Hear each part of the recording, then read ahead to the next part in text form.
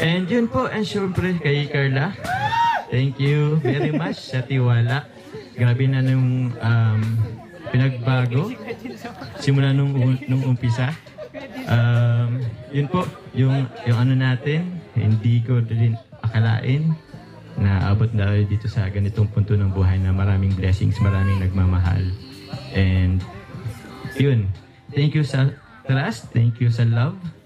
Nabanggit mo nga kanina, hindi mo man, sabi mo, hindi mo ma-show, may pakita, pero sobrang thank you, basta salamat po. Asahan mo na kahit matapos man itong pabahay, andito lang ako, andito lang kami para sa iyo.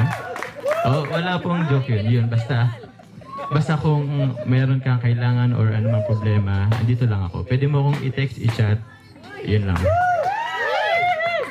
Again po, to Polar family, congratulations po. Salamat po.